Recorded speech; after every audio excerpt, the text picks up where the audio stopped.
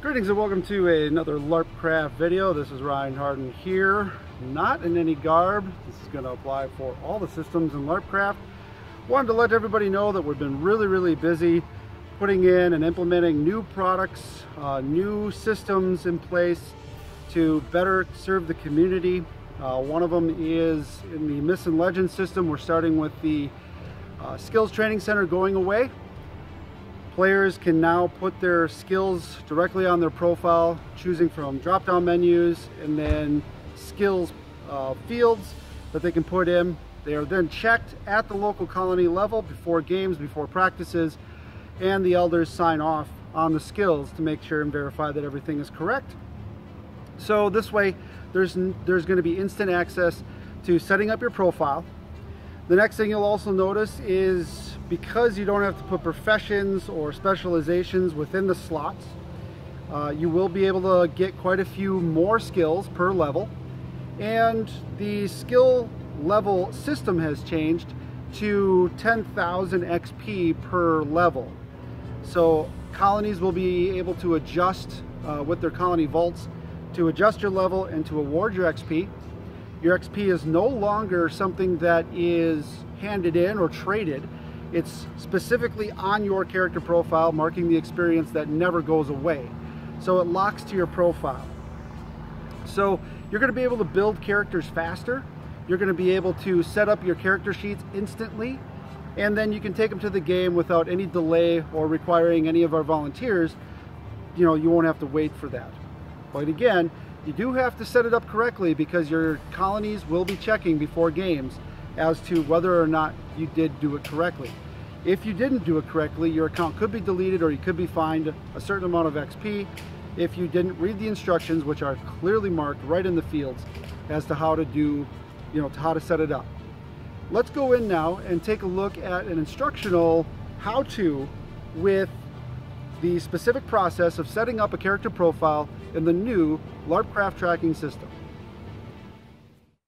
Okay, so we're going to go into the scrolls, and assuming you've logged in already here, you're going to go to your edit profile, and in this edit profile part you are going to see all your general information, but then also your location, main colony, homepage. And now here's the new area. This is the area where you're going to put in your bound information. So you're going to pick your class and your race. So our tenant is a human and he's a paladin. So I'm going to put that in there. And then you can also choose your professions when you're of the proper level. And it does say right here in the, it does say in each one when you can do it, or it'll say it in your class section in chapter 4 and your professions in chapter 5. So you can definitely see when you're supposed to put stuff in these slots.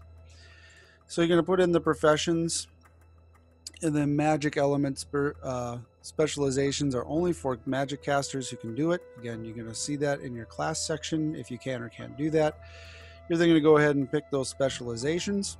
And even for the general magics, you do need a specialization first before you can do any of the general magics. And again, all the information is right here. And then you're going to do some slots. So these are editable by you. So if I'm going to do a one-handed weapon, I literally will just take this example from the rule book and copy it. One-handed weapon, and then I'm going to indicate that that's one ability, and then I'm also going to put in my second ability, which I don't think I can get mana band at the first slot. So if I did save this, it would bind to my profile, and then at my first game I would have this in the wrong area. So that's going to give me a fine in XP, or it's going to get my profile deleted because this can only be a level 0 skill. So I have to go and find the level 0 skills that I can do and then put those in there. Now, if you only bind one and you hit save, it will bind one skill to that slot. So you have to be careful. You don't want to put anything in a slot until you have two level, like this is level 0. So two two abilities in there that I could put in. So if I'm gonna bind those skills. So paladins can do one-handed weapons. So I'm gonna go ahead and throw a one-handed weapon into that slot, because pretty much everybody can get that at level 0. In fact, everybody can get that at level 0. It's the basic one-handed weapon.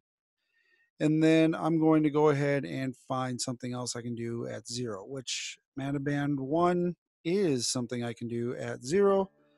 So I'm going to go ahead and just copy and paste it right out of there, and put it right in there. So if I want to do a level 1 skill, let's see, what can I do at level 1? Long one-handed weapon. Sure, let's go with that. I go one long one-handed. Throw that there. And let's see, I got, mana band 2. Sure, why not? Because that's level 0 yet for Paladin. And so level 1 and level 0 is the first one. Level 1 is actually your second set. So even at level 0, you get 2 skills. Level 1, which is 10,000 XP, very easy to get. You'll already have 4 skills, which is pretty awesome. You can already get your first profession too. So I'm going to pick my first profession here as well. And I'm going to pick, well, our tenant's a psychic. So I'm going to go ahead and throw a psychic in there because I know he's a psychic. And he can also do, he can do enchanting. And I know that he's more than level 5. So he's level 41. So I can put that in there. Now, if you can just leave them blank. If you leave them blank, they won't show up on your account. So I'm going to do those 2 just for now. And you have these all the way down to level 50. And then the biography is your character story. So you want to update this after every game, and or every time you learn a skill, you want to put that in there. It's not really crucial for like one-handed weapons and such, but like if you learn an epic ability for your character, these are the things you want to actually add into your profile, and that's the things the colonies are going to look for when they're doing practices and lore writing sessions and that kind of stuff. If you're going to write it into your story, it's best to try and write it in using characters from a game. So I would actually, like, if I'm going to learn two-handed wielding at Midland, I'm going to contact Greycore, the chief colony elder, master chief, and I'm going to be like, hey, Greycore, our tenant would like to learn two-handed dual wielding for Paladin. I'm proper level. I have it on my profile, but I would like to learn it in game. And then the colony will try and accommodate that with either another player or an NPC that can teach them. That way it stays in game. And then I write that here as to who that character was and such. So it really connects the players. It connects the role play. Once you're done and you're absolutely positively sure you're ready to go, you're going to go ahead and hit save changes. Now, once you do this, it's going to bind. So be absolutely positively sure that you're going to be doing this correctly. And then once you save the changes, the profile will then have your information on it. So if I go to my profile page, I'm going to actually go to my character sheet, and now that stuff is actually bound to my character. And then when I go to print this, it's a lot easier to print because now the information is all showing up. And it's a lot, it's going to take up a lot less pages. So this is how we're doing it from here on out. It reduces or eliminates the need for admins getting involved when it comes to putting your character sheets together. You are just following your level, and your level is right here. So, and even though it says you can transfer stuff with these, you can't transfer your level, and you can't transfer your XP.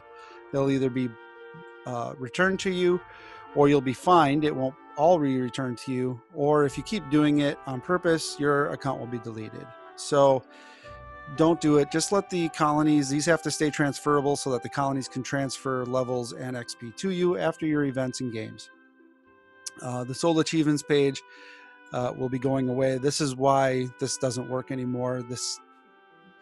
It just doesn't work because this is airing out the site. Not to mention, the Skills Training Center can't keep up with the amount of players that we're getting and the amount of requests we're getting. So now you can set it up instantly. You can set it up the hour before the game if you are a massive procrastinator, and print it out. And then the elders can sign off on these abilities. They will sign off on them, and they'll encourage you to come to a practice beforehand. Now, let's say you're going to another game. You're going to somebody else's game.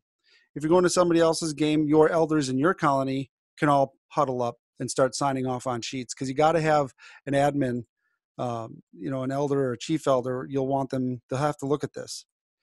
And if you're a player and you don't think that somebody should be using an ability that they don't have yet, you can actually self-administer. You can admin this. So you can ask to see their character sheet if you think they're cheating, and they have to prove that they can do it. So not only can elders and chief elders do administration on this game, but you can self-referee as a player between characters. So, and this is available to view on your profile. So again, it's real easy to do this. If you want to change this, let's say you're going to change this, then you're going to have to do a character respec. If you did something by accident, contact me, our tenant. But really, you shouldn't be, again, we're trying to do everything we can to give you the instructions. There's instructions in chapter 2. There's instructions in this video. We're going to put more tutorials together.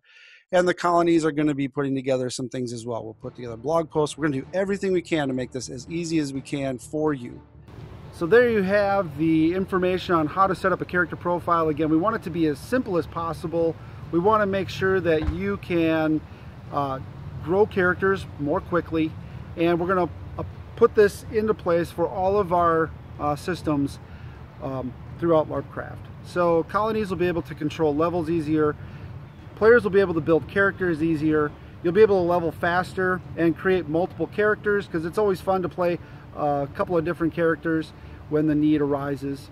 This way we don't have to rely so heavily on NPCs if the colony doesn't want to. And players can give themselves a little bit of a flavor of, playing the good guy, playing the bad guy, playing the merchant, playing the non-fighter, playing the fighter, playing the mage. There's a lot of different things that players want to explore as they do live action roleplay. And now our system is easier to do that with. We want you to be able to instantly set up a character profile, but again, be very cautious to do this correctly. Don't put skills in your profile if you are not the correct level. At games, at practices, colonies are checking to make sure that you have the appropriate skills on your character sheet when you bring that character sheet in. So if you do it wrong, your account could be deleted if you did it intentionally, or you could be fined XP if you did it unintentionally. Colonies, if you're not sure, please ask. We're all here to help you out. The elders, the chief elders, the admins of LARPcraft, we're here to help you out. So do the best you can and post if you have any questions. Thanks for joining us. We'll see you in the games.